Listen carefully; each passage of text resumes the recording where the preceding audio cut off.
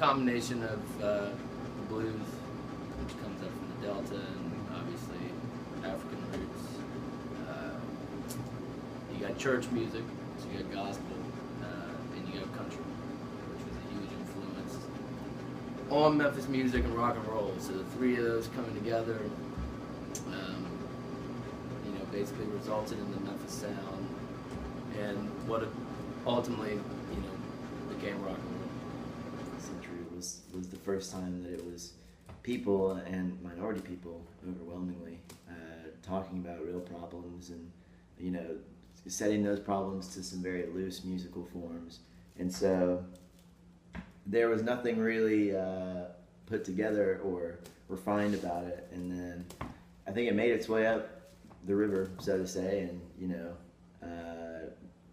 that form of music even influenced jazz and down in New Orleans, and it came up to Memphis, and it reared its head in the form of blues, I think. Memphis music, to me, what that is, it's as much part of the city as the city itself. I mean, the foundations of Memphis in 1910 really built upon a history of the blues with W.C. Handy, Mayor Crump. All of that was just an essential part of what made Memphis into Memphis. And without that, the city would not have the same soul and the same feel that it does today. Sorry. Memphis music to me would probably be a combination of the blues, and then,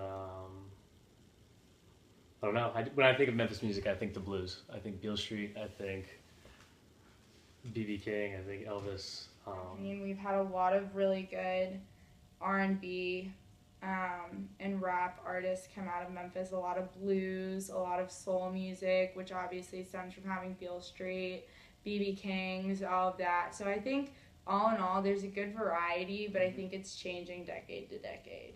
Memphis music, I would think of like sort of bluegrass, jazz. In some parts of Memphis, maybe like trappy kind of music, rap.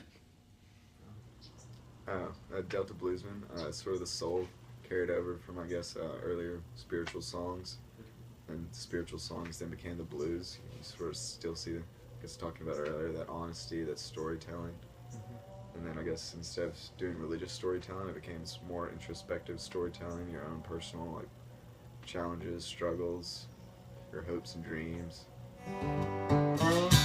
Go and lay your head on some lonesome railroad line.